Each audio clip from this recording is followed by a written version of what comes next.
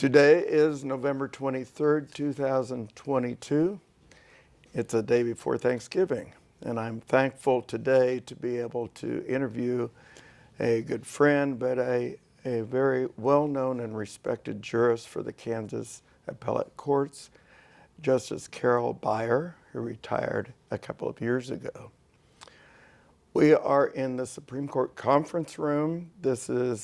This gives a great view through the windows across the street to the north of the state capitol. So the Kansas Judiciary location is separated as a separate branch of government from the executive and the legislative branches by location as well as by the Constitution. This interview is part of an oral history project that the Humanities Kansas has authorized, and the purpose of the interviews is, in this particular interview, is in conjunction with a project of interviews with different justices and judges of the Kansas appellate courts as well as court personnel to compile a history and a discussion of how the judicial branch operates in conjunction with the other two branches of government. The Kansas Oral History Project is a not-for-profit corporation created to collect interviews of Kansans who are involved in shaping and implementing policy for the state of Kansas. Funding for the project is provided by individual donations, volunteers, as well as the not-for-profit corporation Humanities Kansas.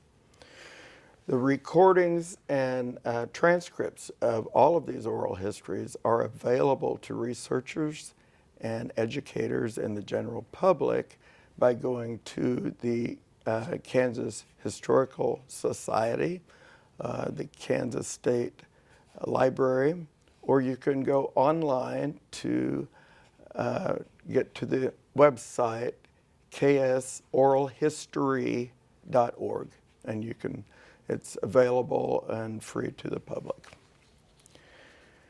With that introductory background taken care of, I am pleased to present our esteemed interviewee, Carol Beier. First, I will give a very quick biography of her journey to become a Kansas Supreme Court Justice. And this is the clinical background. The more nuanced and flavorful background may be found in the proceedings of her two swearing-ins, one for the Court of Appeals and one the Supreme Court. And I haven't done this before, but your friend gave such great comments that I think it's worth noting for people to read. So if you go to volume 27 of the Kansas Court of Appeals reports, or if you go to volume 276 of the Kansas Supreme Court reports, you can read the proceedings and get a much better view of who our guest is today. Justice Beier grew up in Wyandotte County. She attended Benedictine College for about a year before she transferred to Kansas University, where she got a degree in journalism. And she was also editor of the student newspaper, the Daily Kansan. She spent a few years as a newspaper reporter and then decided to go to law school, again returning to KU, where she graduated fifth in her class from the University of Kansas Law School. She received the Order of the Coif, which is the top recognition for students at KU. She also was on the Law Journal as the articles editor of the Kansas Law Review, Following graduation, Justice Beier worked as a law clerk for Judge James Logan. He was on the 10th Circuit Court of Appeals. And during that time, she received a prestigious fellowship from Georgetown University in Washington, D.C., and that allowed her to work at the National Women's Law Center in Washington, D.C. as a law clerk and staff attorney. She then worked for a large law firm in the District of Columbia before she returned to Kansas, to Wichita, to work for Folston Siefken law firm. Republican Governor Bill Graves appointed Carol Beier as a judge on the Kansas Court of Appeals, where she served from February of 2000 until she was appointed by Kathleen Sebelius, the Democrat governor of Kansas, to become a justice on the Kansas Supreme Court. And that was in September of 2003. She served on the Supreme Court until her early retirement in 2020. We've got a number of interesting topics to cover that I want to ask you about, but I first want to give you an opportunity to correct anything I just said or to add to that bio if you'd like. I guess the only very minor correction I would make is to say that during journalism school, I did work as a reporter at a couple of papers on internships, but once I left journalism school, I was on the copy desk. I was an editor, copy editor for a couple of years. So that was prior to law school. I guess the only thing I might add is that first of all, I never planned to be on the appellate courts of Kansas. I never really even planned to be a lawyer. And I'd like to share that because... That was my first question. Okay, so please, all right, I anticipate you a little bit. I like to say that when I speak to people because there are many college students who really don't know exactly what direction they want to go with their lives or their educations. I love the newspaper business. And when I went to law school, I just thought it would be a good graduate education. I was very unsophisticated. When I grew up, as far as I knew, I did not know any lawyers. I did not know any judges. So the law was not something I even considered. And even as I entered law school, I had very little concrete realistic idea of what the education would be like or what it would prepare me to do in my later career. I had this vague idea that I would somehow return to the newspaper business as perhaps a general counsel at a newspaper or write about the courts, because even then we were starting to have reporters who had law training, and their stories were so much more nuanced and particular and polished than reporters who didn't have any training in the law. So I thought that might be a career avenue. Once I got to law school, lots of things changed, and I headed into a kind of a more traditional legal practice ultimately. And just a quick follow-up. Yeah, sure. What do you think of having journalism as a background for the work that you ended up doing? I thought it was great for the work I ended up doing, but I also thought it was superior training for law school experience. Back then, virtually every course that you took in law school, you had one exam. You went to class, you took notes, you studied, but you had one exam that determined your grade in a course, which meant that they put you in a room for 3 hours, and at the end of the 3 hours you came out and what was done was done. And having the experience of fact gathering and analysis and writing it up, organizing it, all those things that a journalist has to do, just a workaday journalist would have to do, having all that experience was really helpful in law school, and I think it helped me a great deal later in law practice and then eventually on the bench. And when you were in law practice, you did a lot of appellate work, is that correct? I did do quite a fair amount of appellate work. Is that what made you think, gave you the desire perhaps to apply for a position for the Court of Appeals, or how did that come about? It certainly sparked my interest. I had practiced for a few years in Wichita and became interested in the possibility of the bench. My first bench application, however, was for district court, was for the trial court. And I didn't end up getting that position, and I just continued on as a partner at the firm. I was perfectly happy doing that, had 2 young children, and a very active, busy life as one does when they have young kids in a law practice. And And then what ended up happening is because I'd done some appellate work, I got encouragement from people when positions became available. So at one point in the I'm going to say in the 97, 98 time frame, maybe slightly before that, I got a call, for example, from Bob Gernon, who ended up being one of my colleagues on the Court of Appeals and eventually on the Supreme Court. And he had seen me argue. He and Jerry Elliott and a couple other folks on the Court of Appeals. Ed Larson was an early supporter and friend. Fred Six also was an advocate for me. Those folks came to me and said, hey, maybe you should think about applying. And in that moment, it just wasn't right for me personally. So I had to say, I'm sorry, this is not the time for me to consider this. And I did not end up applying to the Court of Appeals at that point. But a couple of years later, a good friend of mine, Mary Kay Royce, and professional colleague whom I'd known from Wichita days, she had been there as a district judge when I arrived to practice law. She unfortunately passed at an early age, and when her position became available, I got a few more calls. One from Crystal Marquardt, a good friend and later a colleague, and she said, you know, now's the time.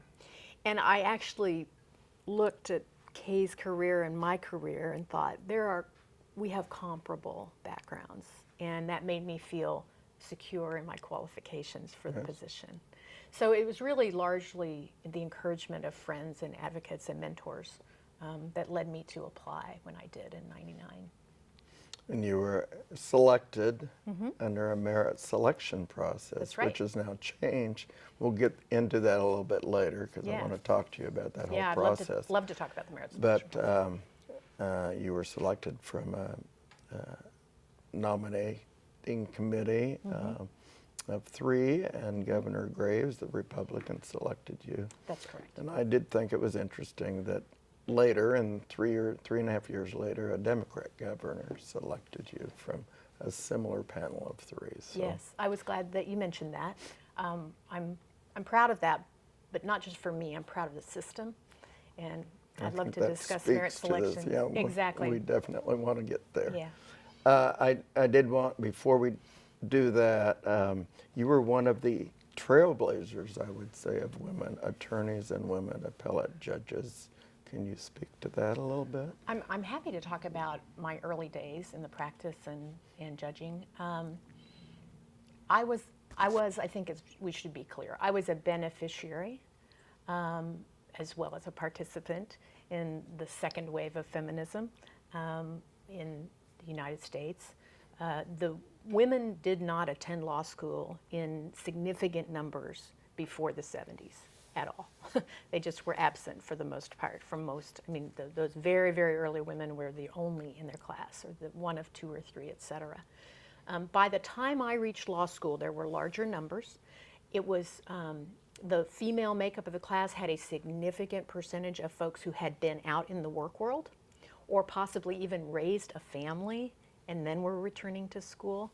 So that was an interesting, I thought, significant kind of demographic design in that class of women that were there with me. But we were still the very small minority of students.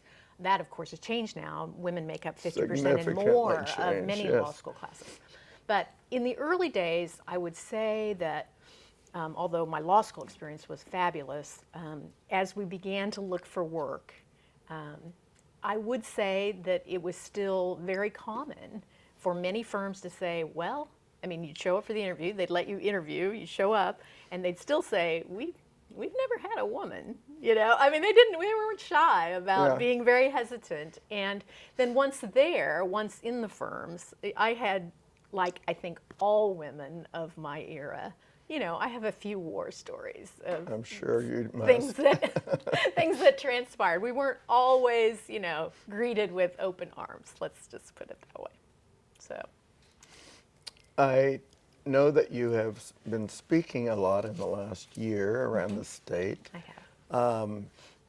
And one of the things that I think would be good to hear, you spoke at our Rotary Club recently, but I think this was a similar speech that you've been giving.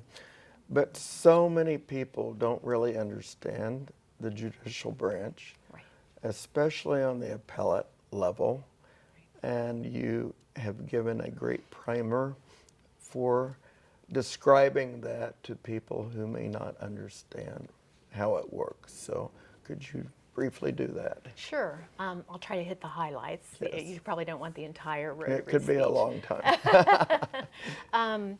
Well, I guess first of all, I would say this as that kind of most basic information. Obviously we have three branches of government, executive, legislative, judicial, and the judicial branch is designed to operate differently from the way our executive and legislative branches operate. So how I illustrate this for folks, I talk about how cases get to the court, and there are essentially three different ways that cases reach the Kansas Supreme Court. They either come through a progressively higher level appeals from the trial bench through the Court of Appeals and then up on petition for review, which is a discretionary review by the Supreme Court, where the court decides to take the cases. So that's a big component of our docket. And then there are cases that reach the Supreme Court directly from the district courts, and that's statutorily provided. There are certain types of criminal cases, certain types of civil cases that reach the court. And then finally, there are original jurisdiction cases. And the example I give for that often is I would put federal question or federal cases that come to us on a Kansas question of law in that category. I put attorney discipline and judicial discipline in that category. So that's how the cases get to us. When they come to us, we have briefs filed by counsel for the party, which is a misnomer. They generally are not brief, as you know, Richard. They have a 50-page limit, and most of them get to that limit before they're finished telling us about their cases. Or request additional pages, as you know. So we have briefs. We have the record of the case from whatever proceedings have occurred before the case has reached us. And sometimes I'm doing this because sometimes that record is at least as high. Sometimes it's boxes full of transcripts and motions and other proceedings that have occurred in the lower courts. And then, we have oral arguments. And during my time on the Kansas Supreme Court, we heard oral argument in almost all the cases that we took. So we had these various inputs. But when it comes time, when all of that has happened, when we've studied the briefs, when we've researched the law, when we've reviewed the record with our staff, when we've heard oral argument, we return to this room, the seven of us, just the seven of us. And at that point, the only things we consider are the facts of the case as demonstrated by admissible evidence that is in the record, the issues, the legal issues, as framed by the parties and their counsel that they have brought to us for resolution. We don't just sit around and look for things to opine about. We get the issues brought to us by the parties and their counsel. And finally, we consider the legal arguments, right? We consider the controlling law, the potentially applicable law, the constitutional or statutory provision, or possibly prior cases, common law, that affect those issues and those facts. Those are the three things. Facts as demonstrated by admissible evidence, issues as framed by the parties and their counsel, and finally, the governing law, the rule of law, right, that applies to all of us. We hear a lot about that lately, for good reason. Right. The rule of law that applies to all of us and to all of us equally. That's key. That's it. That's it. We don't Google for extra facts. We don't figure out some other issues that we're just interested in and we think the parties should have raised, and we don't go outside the bounds of what we see in the law requiring. So that's how the judicial branch operates. Now, when we select a person to be an executive, whether it's a governor at the state level or president at the federal level, when we select people to serve in the legislative bodies, whether it's our legislature here in Kansas, Congress at the federal level, when we select all of those folks in the two political branches of government, when we select those folks, we certainly expect them. In fact, I think we have a right to demand that they consider public opinion, voter preference, constituent needs. Of course we expect that. That's their job. They're the representative and representative government, right? Right. So Exactly. we expect that of them. And we expect them to consider their own value systems, what they've described to us on the campaign trail. Does it jive with ours? Does it match up? Do they get our vote? We expect that. And we certainly expect in the current environment and really in the political branches generally over the years, we expect them to adhere at least in some form or fashion to the political landscape, to the partisan landscape, to the platform of their party. That's part of what helps us to predict whether they're going to perform in office the way that we want them to perform as voters. We have a right to expect that and demand that because that's the way those branches work. None of that has anything to do with judging. It shouldn't have anything to do with judging on any level. It absolutely has nothing to do with appellate judging. Appellate judging is about those three things I talked about a moment ago. So the independence is key. Independence is key. Impartiality, fairness and Impartiality impartiality. is Everyone key. treated the same. Every case treated as though it has equal value. I mean, there are big cases, there are loud cases, there are noisy cases, there are the showstoppers. But every party who appears before the court, every counsel who appears before the court, deserves the same level of diligence and respect as every other party and counsel. And I'm sure in this conference room, Yes. the word conference, that's what you're doing. Right. And I know that it's respectful conferencing. Right. I've not been in here, but I know it is because I Yeah. know so many of the judges. But you don't always all agree, obviously. No. Sometimes it gets a little loud. We used to laugh occasionally and wonder what people who are passing by in the hallway might think because we get a little noisy. But I think respectful is a key word. We all knew that the others at the table had this view of judging and how to do it correctly. We all knew that about one another. We observed it on a daily basis. And knowing that gives you the confidence and the relationship necessary for that mutual respect when you have a disagreement. Obviously, we're going to have disagreements. I mean, we're paid to argue with one another. That's Yes. part of what we do. That's what we're here for. But we knew that about one another and trusted in that. So you could have those disagreements without making it personal, without turning it into something that it was not. And if you disagree with the result or Right. the majority, Right. then you have the opportunity and probably the duty to write a dissent. Exactly. Explaining and which, your of course, argument. happened. I wrote a bunch of dissents in my time on the two appellate courts. Surely. Okay, back to let's talk about that merit selection process, which is what's in our Constitution right Yes. now. Yeah. Right. For the Supreme Court. And can you explain how that operates? And can you explain how you saw that operation in your own selection? Sure, I'm happy to. I love to talk about this topic because there's some continuing controversy and has been over the years about whether it's the proper selection method for us to have. It was the selection method in place for the Court of Appeals also when I was chosen, as you alluded to a moment ago. We have this Supreme Court Nominating Commission. It's called merit selection. It also was referred to in early days as the Missouri Plan. That was the first state to kind of adopt something similar. And this nominating commission is made up of 9 persons. 4 of them are people who are not lawyers. 5 of them are lawyers. They arrive at the commission by different routes. The 4 folks who are not lawyers are selected by the governor, solely by the governor, in alternating years depending on congressional districts. So we have 4 congressional districts, so in 4 succeeding years, the sitting governor can appoint 4 members of this commission.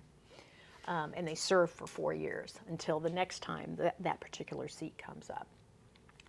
4 of the lawyers are selected by congressional district in the same manner as the lay people on the commission, but the lawyers are elected by those admitted to practice law in those districts. So they're elected by fellow lawyers in those districts. And then finally, the chairperson, who is a lawyer, is elected statewide by persons admitted to the bar.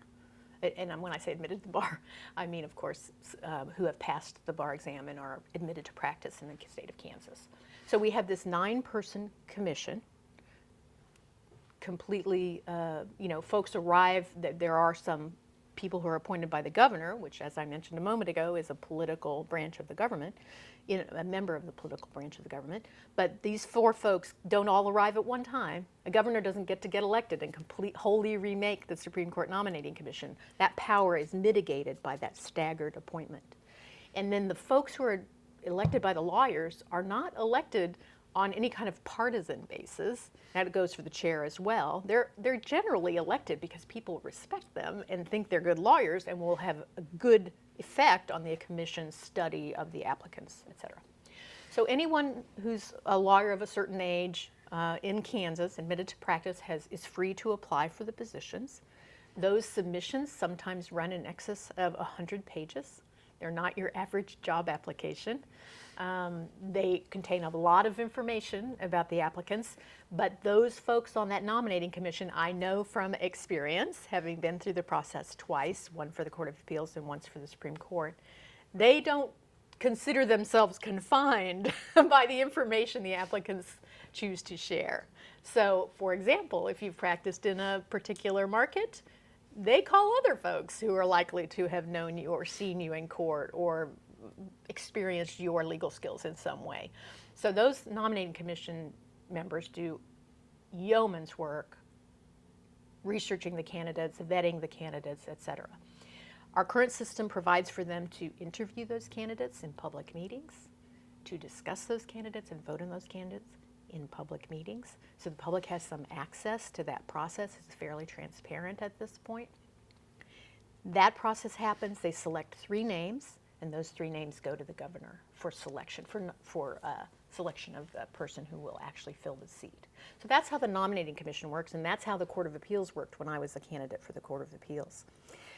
A few years ago, because the Court of Appeals process is governed by statute, passed by the legislature, bills signed by the governor, all that process we learned in grade school, because it's statutorily controlled, the Court of Appeals method was changed several years ago by the legislature.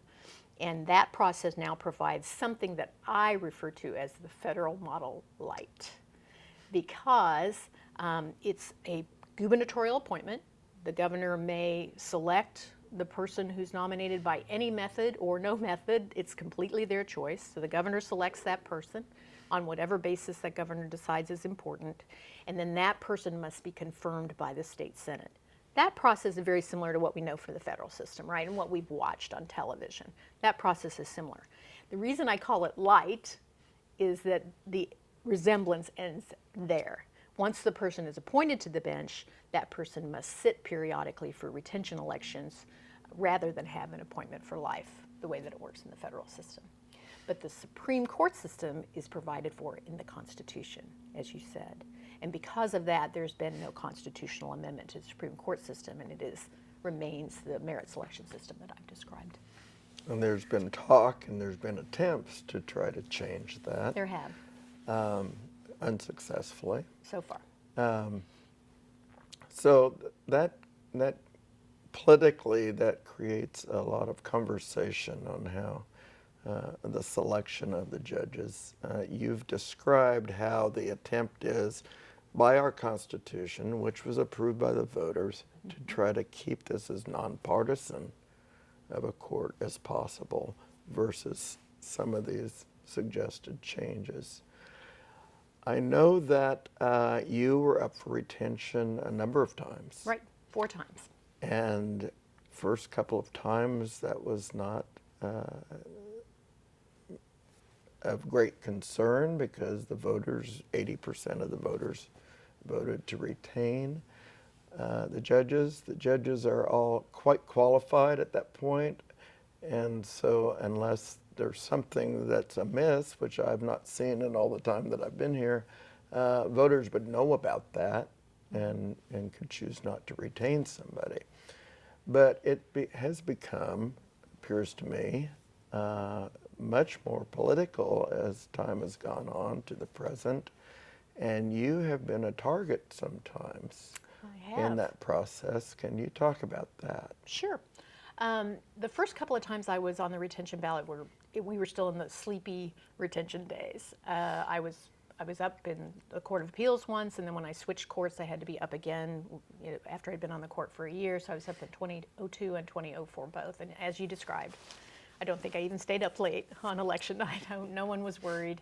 By 2010, and I believe I was on the ballot with a couple of my colleagues that year, maybe one only, but the landscape had changed some. And as is natural, sometimes our appellate courts are going to end up dealing with cases that are especially high visibility, that have a political aspect to them, where people have political positions on how cases should come out. Again, that is not what we consider when we're making the decision, but we are aware that's out there, of course. We read the paper, we are out in the community. And by 2010, I had written a couple of opinions for the court. I wasn't writing them for myself, I was writing them for the majority of the court. But I had written a couple of opinions that were critical of the behavior of one of our former attorney generals. And that behavior had to do with obtaining records of abortions from providers. And because of those two opinions, my retention in 2010 became a bit more contested, shall we say, by some folks who had very strong opinions about that particular issue. That year, they announced early that they wanted, of course, I had the good fortune of having my last name rhyme with Beier, too. So that was the slogan, it was Fire Beier. And that was catchy, but as it turned out, not particularly well-funded or effective. And so in 2010, there was a little bit of anxiety. I certainly was aware there were folks out there who would like to see me leave my job. But it wasn't a well-funded campaign, and it wasn't orchestrated in a professional political manner. By 2016, I'd been long enough on the court, as had several of my colleagues, and there were 5 of us on the ballot that year. What Lee Johnson, who was not on the ballot, used to describe as a target-rich environment. So there were 5 of the 7 of us, which obviously could have remade the court in large part had we all not been retained. So in 2016, there was a very vocal, well-organized, very well-funded campaign against retention. And that was a hard year. 2016 was a tough year because as judges in a merit selection and retention system, we couldn't say very much in our own defense, other than kind of the sorts of things we're talking about today, talking about how the system works, what we consider, what we don't, those sorts of things. We were free to talk about that, but we couldn't really speak to political issues, and we were not going to elaborate in any great degree on what our opinions had already said. My former colleague, Justice Caleb Stegall, likes to say that appellate judges are required to show their work. That's one of his favorite phrases. And that is what opinions are. That's what written opinions are. At the end of the day, once we've had the arguments, once we've worked out who's in the majority and who's in the dissent and whatever, we deliver written opinions on these cases. And the public is free to look at them and make a judgment about whether our judgment appears to be well supported. But we don't go a great deal beyond that when we speak in public. We try to let the opinions, for the most part, speak for themselves, which puts, obviously, judges subject to retention elections who are getting well-funded challenge. Those folks are at a disadvantage. Very big disadvantage. Very big because disadvantage. You are not allowed to speak out. No. The Judicial Ethics like Code that. limits the ability to speak out. So we had to look to people who supported the court and the system that we have to defend it in 2016, which they did. They rose to the occasion, and everyone ended up being retained. But it was an anxious year for that reason. It was interesting. This year, 6 of the 7 justices were Right. up for retention, and I don't know how many Court of Appeals judges, but a lot. Half of the Court of Half of Appeals. them. Yes. So it was. Yeah, it was a That's big year kind again. of an anomaly, isn't it? It to have is. that many. To have that many is a historical anomaly. We had a period of time in the court's history, clear back 2002, 2003, where 3 of the justices were going to age out. Because the Supreme Court does have an age limit, and a lot of people are not familiar with that, but there is an age limit on the number of years you can practice, or you can sit on the bench. And in 2002, 2003, there were 3 justices who were going to age out. And so they were retiring kind of in a cascade there in the late part of 2002, and then when their terms ended in 2003. So 3 members of the court were replaced then, and then probably only 6 or 8 months after that was when Bob Abbott retired, and that's when I came on. So we had 4 new members in that year. But we never, to my knowledge, the court has never had a situation where we had 6 of 7 justices on the ballot before this year. Yeah. I think that's the first time. Yeah, and it was a function of retirements and newer people who replaced. You mentioned something when you were talking about the conferencing and the decision writing, and I just want to clarify this a little bit. Sure. Because I don't, when you write the majority opinion, and you said this, but I want this in bold letters, that's not your opinion, that's the opinion of the majority of the court. Right, So, right. People who watch the court and are familiar with our procedures can see a majority and then see if there are any dissents or concurrences, separate opinions written by anyone, and size up who is in the majority and know who it's written for. But the author of the opinion is not. The author's style may come through. The author may have a particular way they like to write a decision. So there may be some individualistic elements of the decision, but the decision itself and the reasoning reaching that decision, which is the direction in which we move. We move through those steps I mentioned, issues, facts, governing law, to the result. We don't figure out the result and then work our way backwards through those items. But when you see that, that is the opinion of the whole group for whom the author's writing. and sometimes your opinion changes as you're hearing the Absolutely arguments. does. It happens. Absolutely. Before I was ever on the bench, I used to hear appellate judges say, oral argument doesn't really change my mind very often. I did not find that to be the case. I frequently would go into the courtroom thinking, this may probably go this way, and have the lawyers present brilliant arguments that really made me rethink the course of the case. And I saw that happen with my colleagues. I saw it happen during conference a lot. Somebody else would think of it a different way, come at it from a different perspective, and it would open my eyes, and I would change my mind. And that would even happen post-conference sometimes. So once a decision is drafted and it's circulating among the members of the court to sign off, someone might have an idea or think of another direction that we needed to consider. So votes could switch up even after conference sometimes, and that was not. It was not an uncommon occurrence. It was something that could happen pretty frequently. Yeah. What did you like most about your time on the appellate courts? Well, I joked when I retired. I tried to get the reporter who interviewed me to print it, but he didn't. Public service is sort of my jam. You know, I missed it when I was in private practice. I liked feeling like I was part of public service. That's important to me. But some of my favorite moments, I guess, would be some of those oral arguments. I loved oral argument. I looked forward to it every time we got to go do it. We were a very hot court. We always asked lots of questions of counsel, and that exchange with counsel who were very knowledgeable about their case and the law that governed was so intellectually intoxicating. I just loved it. And that happened in conference a lot too, you know, where my colleagues would say something so insightful and so groundbreaking, and I love that. I love school. There are aspects of school in those exchanges, perhaps. I just really enjoyed that intellectual exercise of the job.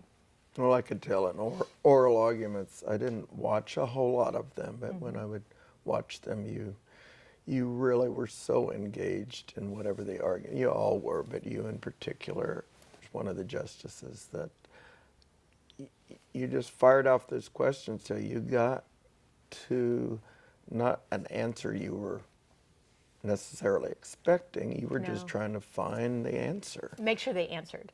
Sometimes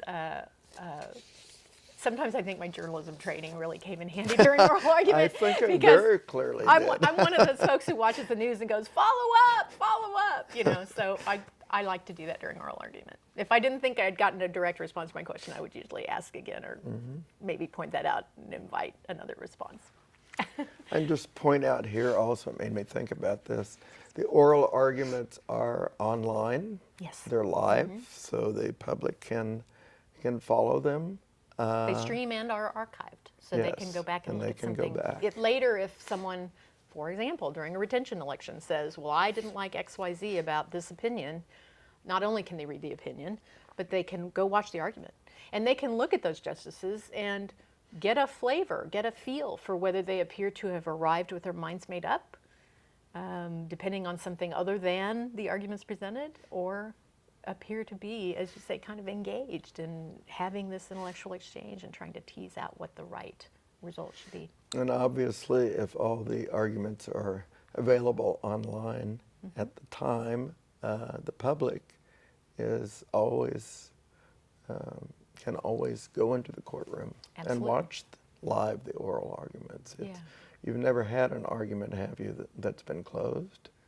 I don't remember ever doing I that. don't think that ever I don't has remember occurred. ever doing I that. don't It think would take it can, something. actually. It would take something huge to Right. even contemplate doing that. I can't actually imagine Right. a set of circumstances that would have prompted the court to attempt that. So I think a lot of people don't realize that even, Right. how open and transparent Anyone our can come court in. system is. Right. I hate to even ask the question what you didn't like, but are there things in the current system, what's going on in the courts today, the judiciary, either Kansas or nationally, that you have concerns about? Certainly. I don't think that anybody who's been awake in 2022 and who's interested in this topic at all. I mean, I understand that most people just are living each day, making ends meet and going about their business and not concentrating on the courts. But anyone who's been paying attention to courts this year has to appreciate that overall public respect and trust in the judiciary is sinking. And I think that this is largely attributable to our federal court, our highest court, and doubts that have arisen over some of their recent decisions and what many people view as casual treatment of precedent. And not only in the Dobbs case, but in other cases as well. And this is harmful to all judiciaries. It's harmful to the federal judiciary, but it's harmful to state judiciaries as well, because there are not a lot of people who differentiate, who really, truly appreciate the differences between the systems and how a state judiciary might be operating along the lines of the description I first talked to you about, judging in what I consider the only correct manner, working through those items to the result. But when they think they see something else happening in the federal judiciary, they may be confused about whether that sort of thing is also happening in their state judiciary. So that's of concern to me. That's of great concern to me. And part of what I was doing this year, going out and speaking, was attempting to help people make that distinction and understand that their court system here in Kansas is still doing judging the old-fashioned way, what I consider the right way, no matter what's happening anywhere else, without expressing a strong opinion about any of that, just saying some of what you're angry about in other places is not happening here in Topeka. That's good. And you referenced a couple of times, and I did too, about your going out across this. Right. What was that? What was that about, or what are you representing when you Excuse me. Well, do this? we mentioned that we had 6 people on the ballot on the Supreme Court this year, and we had half of our Court of Appeals also on the ballot. A lot of the population of Kansas not particularly familiar with these judges and justices. They only hear about them when somebody's mad, about some case outcome. And so I was attempting to familiarize folks more with their state judiciary and how it works and how it functions and the values of judging from the basics to the result, going that direction, not being a result-oriented jurist, somebody who comes up with a result and then works their way backwards, how important those things are here. And people who have that sort of understanding of the job and who have a healthy respect for preserving the performance of the job in that way deserve to be retained. So I had no trouble saying that to anybody willing to listen to me this year, that was my view, and that I knew these people and I knew how they worked, and I'd sat across the table from them for years, most of them, and I knew that they had the same understanding I was communicating to that audience. How do you think your presentations were received? Did people feel like they learned things, or? People expressed that they did. And usually I had lots of good questions from the audience. I did some of these presentations with colleagues. I went out with former Chief Justice Nuss on some of these presentations. We usually got lots of good questions. And afterward, typically, people were appreciative. There were a few times where we got some little bit more hostility from someone, but that's okay. I actually think that we get some credit for showing up and letting them ask and having that conversation. And that's fine with me. I don't mind it. A little challenge is healthy. And having that challenge and then weathering it and remaining composed and knowledgeable, transmitting that, I think is good for people to see. So how do you see the state of the judiciary right now in Kansas? Are you? I think it's strong, and I think that we have a great Chief Justice in Marla Lukert. She's made for the job, I think. She is. And I think that the justices are strong. I think they all understand exactly what we've been discussing and pursue their work in that manner, regardless of their backgrounds, regardless of their personal politics or beliefs. I think this is how they understand their job, and that's how they perform it. So I feel good about that. I am concerned about challenges to the selection method. I think that merit selection far exceeds either direct election or the federal model light. I think it far exceeds that in terms of the potential for limiting politics and partisanship in the judicial branch, which I think is absolutely vital to its function. So I am concerned about that. I hope that folks are getting educated about it and will continue to be educated about it so that they can react if those proposals surface again. So that's concerning to me. But overall, I think the bench is in good hands in Kansas. Yeah. Is there anything else you would like to add that we didn't touch on? May I tell one quick story? Absolutely. It's my absolute favorite, and I've told it a few times, so it won't be unfamiliar to everyone. But back in J school, I had a classmate, and this story always moves me, which is one of the reasons it's my favorite. She was just more sophisticated than the rest of us. I don't know how else to describe her. She was mature at a level we were not yet, and she was cultured. She played the cello in the university orchestra. She was a small-town Kansas kid, but she was chic and cool. And of course, when we all went and got our jobs at a variety of mostly smaller Kansas papers and what have you, she got a job at Dance magazine in New York City, which was just impossibly cool. That was way beyond anything the rest of us could imagine. And anyway, off she goes to New York. So she goes to New York, and she spends several years there working for the magazine. And in the course of that time, she'd attend a swank function or dinner or whatever. And if the topic of where she had grown up arose, then inevitably someone would, lean across their large white, exactly, the same stuff we all hear, right? Lean across their large white plate with this wisp of nutrition in the center of it and say, what do people do in Kansas? And she admitted years later that she struggled for an answer for a long time. She really didn't know exactly how to answer that question. or respond effectively to all of the provincialism that it implied, kind of Right. provincial snobbery of the East Coaster. So anyway, she eventually, life happens. She returned to Kansas, worked at the Eagle for many, many years, had a brilliant career, married, had a family, And she says, it was a few years after she got back home, got back to Kansas, that she knew the answer to the question. What was that answer? The answer was everything important in life. Now, why do I tell this story when I'm talking about the courts? I tell this story because that's part of what courts are about.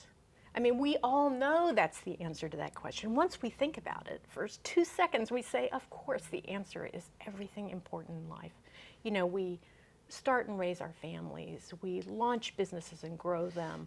We join civic organizations and lead them. We worship in our churches and synagogues and mosques. We do everything important in life in Kansas. And one of those other important things is we try, even when it's hard, to have good government. We pride ourselves on that in Kansas. We have for decades and decades and decades. Having a strong judiciary is part of that. Supporting a strong judiciary that understands its role and performs it well is part of good government. So I like that story because it sets up that central point. Having a strong, healthy, supported judiciary that understands its role and performs it well is part of everything important in life. Thank you for telling that story. That's a perfect You're welcome. ending to this wonderful discussion. You're welcome. And I appreciate you giving me the opportunity to visit with you. My pleasure. And I hope that others will enjoy this conversation as well. Thanks, Richard. Thank you. I appreciate it.